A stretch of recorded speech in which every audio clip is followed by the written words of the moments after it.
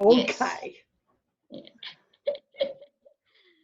So, Victoria Rose, I know that you have a website which I'll get you to tell people about, and that you've done a lot of travelling and you're over 60. So if you would like to tell us about your life and what you do.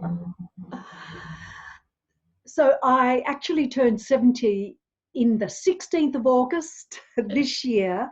And what do I do? Well, I've decided to live before I die. It's so easy to just make the decision that you're invisible, you're too old to try anything new, that no one cares about you. And we have all of these stories that we run through our mind that actually hurt our ability to live a life that is fulfilling. We have so much to give. We are the elders of our time. So many of us have given up that mantle. Don't step into that position. We take the position of being old and frail and useless and not really worthy. And we are, unless we decide we're not. I have a favorite saying, and that is, there is no use by date unless you think there is. So it's like everything. When you believe in something, you create that. And that's not some woo-woo saying or belief either, because you see the difference. If we had two women side by side and one woman had an attitude of, or well, a high altitude attitude, I guess is another way to look at that. And it's not about being needlessly positive either, because stuff does happen in life. It's knowing that you have the choice between viewing a current event as bitter or better. And better is accepting what's just happened and then saying, okay, what can I do about this? So that's the one woman. And we had the other woman next to her. I'm just using this as an example, could apply to anyone or any gender. And we have the other woman is going, oh, woe is me. Doomsday has come. There's nothing to do. I'm hopeless. I'm helpless. And giving up power to those in authority. Now, in our day, that was an accepted thing to do. I don't know if it was the wisest thing to do, because look where we are in the world today with those people that we've given our authority over to and let them make decisions for us. So I'm pretty strong on that. I've written a book. It's on Amazon, How to Make the Rest of Your Life the Best of Your Life. And the tagline, it's my first book. It was a bestseller. And the tagline is a tough love for smart single women over 60. I'm working on my websites at the moment, so I won't give out those website addresses because I am upgrading them. And I do a podcast on anchor.fm because I've just returned from a 16-month backpacking solo on an aged pension through Europe, Turkey, and Asia to prove, my mission was to prove that you can travel and live overseas on an Australian age pension. So I proved that. Of course, now in comparison, I'm back in Australia and I've decided I'll need 6 months to have a fair comparison.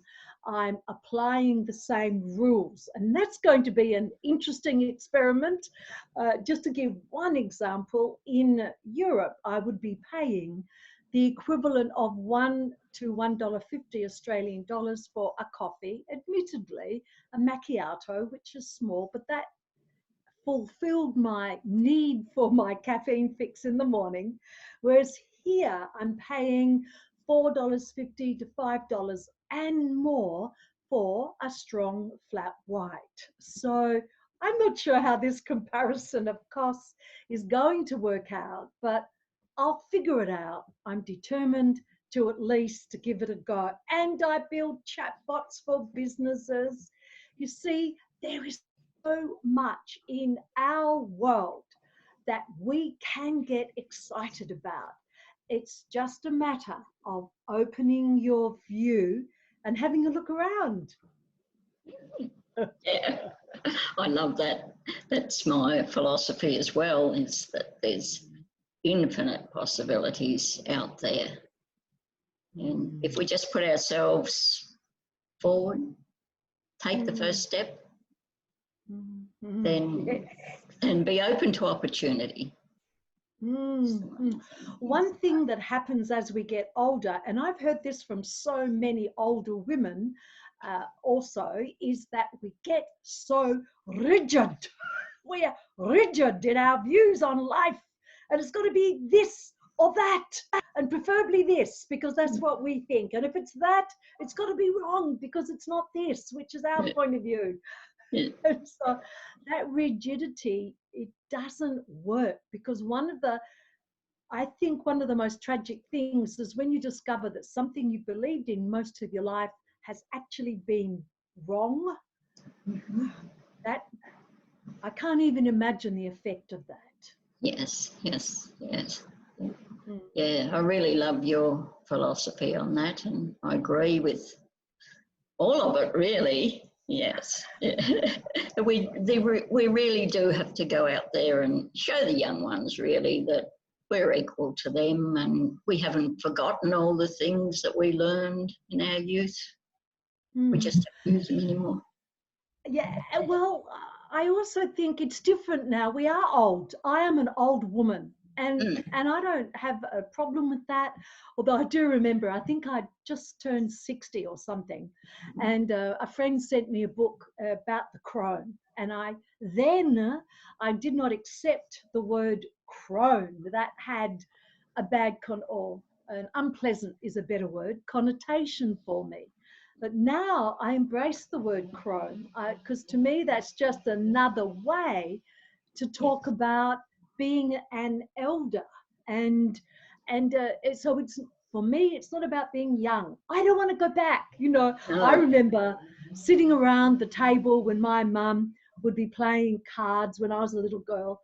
And I always remember mum saying, oh, if only I could be younger and know what I know now. But it's not going to happen. You are never going to be younger and know what you know now. And there's no way I'd go back even 1 year.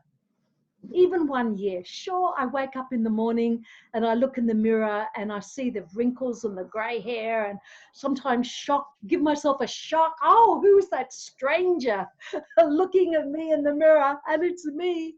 But I would never, ever trade what I now hold, both in my head and my heart, for youth. I would never go back to that. No, fantastic. Can you tell us a bit about what actually decided you to go travelling by yourself and to prove that old makes no difference? So to do that, I have to take you back into the past. Yeah. And I started traveling when I was 18 years old. And it's one of those interesting things that happens at times where our parents set the scene for us. And what I mean by that is this. I said to my father, I left school when I was 15 because I had to. I'm the oldest of 5, and I needed to go out to work to help the family being supported. And so I think I was either 16 or 17. And I said to my father one day, look, Dad, I'm going to save some money to buy a car. That's when he said, as so many young women in those days heard, regardless of what they had just said, this is my goal, my father said to me, oh, don't bother saving up for a car. you'll get a boyfriend who's got a car. You won't need a car. So, and of course, you accepted that logic in those days. Yeah. And now, of course, no father would dare say that, I think. No. So if I couldn't have my own car, because that logic did make sense to me, I thought, well, for some reason, I like to, I had this thing about travel. So in my 17 or 16-year-old foolishness, I think I must have been 16, I said, okay, I'm going to travel, which my father encouraged me because he's British and he had lots of family there. And he said, oh, wow, that'll be great. You can go and visit your relatives. And I know that he never thought for 1 minute that I would do it. Yeah. But I did. One time I was working 3 jobs. So I started traveling at 18, but it wasn't that big of a deal then. So many young Australians did travel to the UK, to the motherland, to the homeland. I've always had traveling in my blood. Now, what caused me to travel at this age? So here I am. I'll just show you my book. I wrote this book, okay?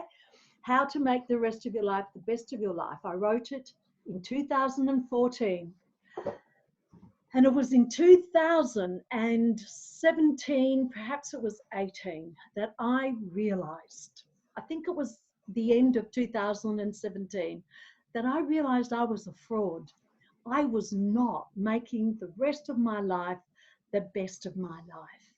And I really had to take a good look at what I was doing. And is what I'm doing, clearly it wasn't, but is what I'm doing, is it going to lead me, what I'm currently doing now, lead me into that best of the rest of my life? And it absolutely wasn't.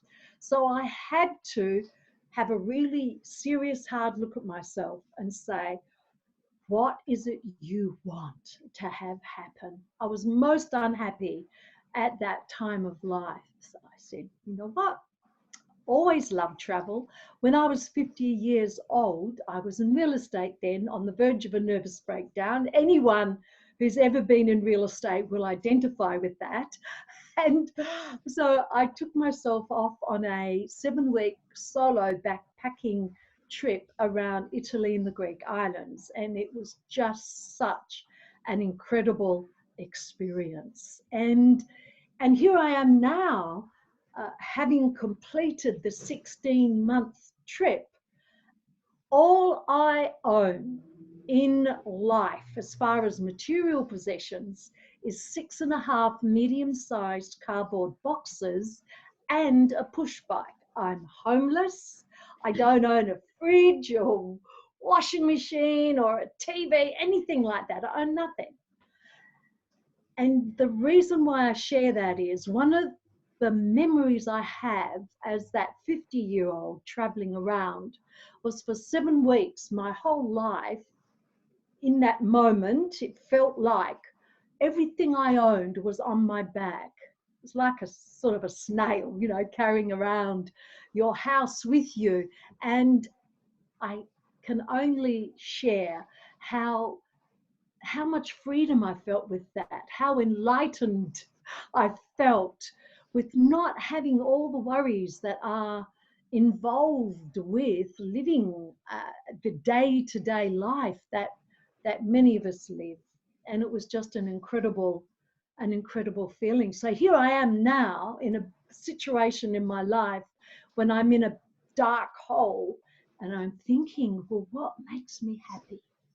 And travel does. So I started on this voyage, never dreaming for a minute that actually it wasn't a voyage, it's a journey, that this journey would just unfold for 16 months. I had only one house sit organized. I had that organized before I left Australia, and that was in Turkey, a 3-month house sit. And yet throughout the whole 16 months, I paid for very, very little accommodation, because as I took that first step that you mentioned earlier, Dorothea, you just got to take that first step. And then you see what the possibilities are. Yes, I love that. I really love that. Yes. Is there anything else that you'd like to pass on to my ladies? Do you think they'd be interested in? So you really just, there are four. There are five phases in the book that I wrote. I took the readers through 5 phases of life, and the first thing you have to do is have a look at where you are now, and that's have a serious look. I call it a reality check, which is what I did. Where are you now? Have a look at your so-called values. Are you living them? What's the story that you're telling yourself, which is that one, no one loves me, I'm ugly, I'm invisible, I've got nothing to give, I'm too fat, I'm too short, I'm too tall. Actually, I've never said I'm too tall. No, know that feeling. Yeah. So you've got to do that. Okay, be honest, the reality check. And then the next step in my process is how. How did you get to where you are now? Now, you have made choices in your life. You've made a decision. You see, the worst thing you can do is to stand here today as women who are elders of our time to blame our parents, to blame teachers, to blame the government, to blame our best friend who turned out not to be a best friend, to blame our neighbours or whomever we wish to blame for the strife and the angst that we're currently experiencing. So we need to have a look at, how did I get here? What are the habitual thoughts that I create? So that's the story that we make up in our mind.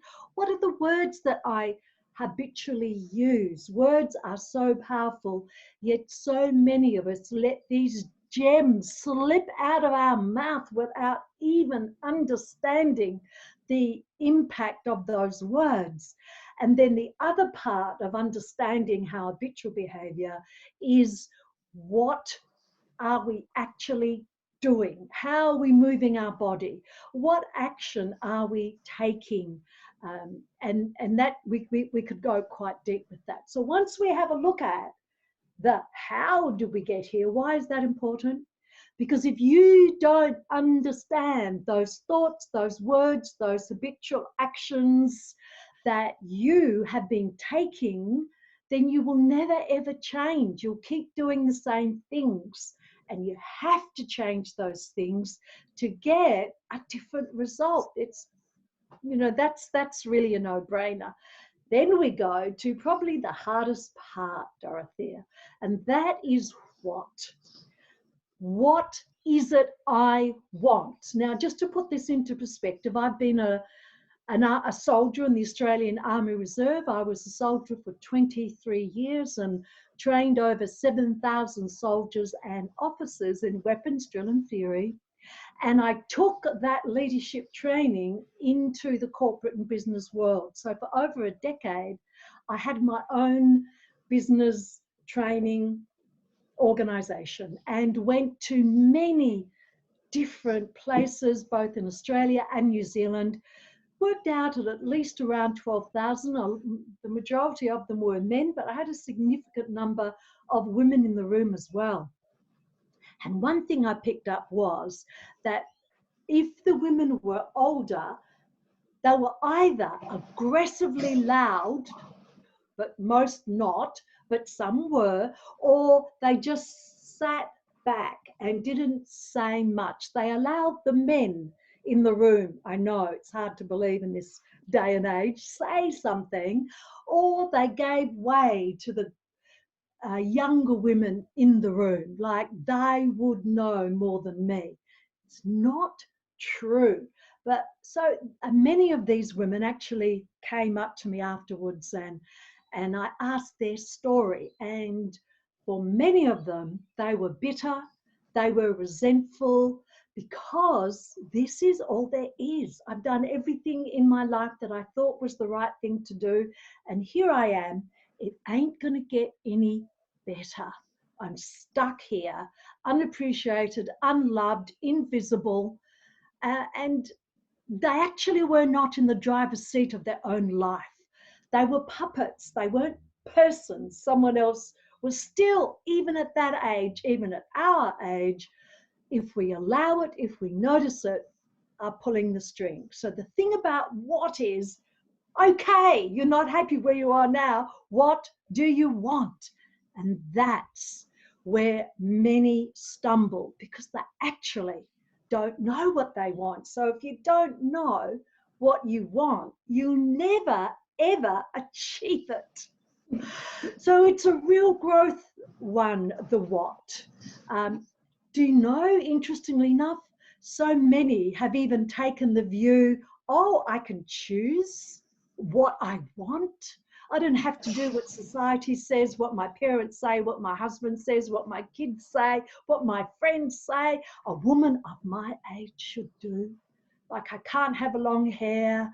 I can't, many can'ts. You shouldn't do, don't should on people. It's an interesting thing. So once we've got the what squared away, oh, well, all of that's fabulous, but it's going to come to nothing if we don't do the fourth part of this process, which is how. Oh, sorry, it's will. Sorry, the fourth part is will. And the will stands for, will you take action? Do you have the will to change decades of how you've been in the world? Do you? And if you don't, then you've just wasted all of this time going through these important parts. And then when we do take action, we plan stuff out, we work out what's important to us, then the fifth and final part is celebration. Now, celebration needs to be part of our lives after each of these steps, because to actually figure out the reality check now, when you get clarity on that, that's worth celebrating. And so it is with all of the parts. We need more celebration in our life. So it really is you deciding, have I settled? Now, I want to explain this if I can. Settling, very rarely do 50-year-old women settle, some do. It's mainly when you're 60 and older that you've settled. You may have settled because you've got your grandchildren. Yes, you've been living with the same man for 35, 40, whatever years, and you're not necessarily very happy, but you're comfortable. Yeah, you've settled. Or any other reason why. That's okay if you're happy. If you're happy, you've settled, that's great. But if you can put your hand on your heart and say, no, I'm not happy, but I'm putting up with it. Like the woman that told me that she actually holds resentment of something her husband did before they were married. She holds resentment now, and they've been married 40 years. So she's not happy. This resentment, it's like my mother. Something happened on the wedding night between my father and my mother's sister. My mother, and it was only a kiss. It was only a kiss, that's all that happened. And even after over 60 years of marriage, my mother is still beating my father up, or still did, because they're both not here any longer. They've moved on, about it. So this is what I mean about habitual patterns. What are you doing? Is it working? Because you have the power to create your own reality. Own that, change it if you're not happy. Well said. Thank you very much, Victoria. I really love that. And it's really the principles that I embrace as well. So I'm just hoping that my ladies will get something out of your little talk. Thank you very much. Well, if any of them are on Facebook, if they could go to my Facebook page, all they have to do is search for, in the Facebook search bar, over 60 still fabulous, and then Yeah. that will bring up my page, but my Yeah. name's at the end of that as well, Victoria Rose. Just like the page. When you like it, you automatically be following it, and as well as supporting these principles, you might just get some help in on any way that you want to make the rest of your life the best of your life. Yes, thank you. I have to say your book is available in Kindle, so if anyone wants to look it up. So what they need to do for Australia, they need to go to the Australian Amazon store, because Kindle is not available on the Amazon.com, the American store. Oh, right. So they can go to Amazon.com.au. All they need to search for is Victoria Rose Tough Love, or Tough Love Victoria Rose. And then my Kindle book should come up. I've downloaded it anyway. Oh, good. Nice to know, Dorothea. Yes, thank you very much anyway, Victoria, and I shall feature you in my magazine. Thank you. I hope your ladies do find something useful in this chat. Thank you. I'm sure they will.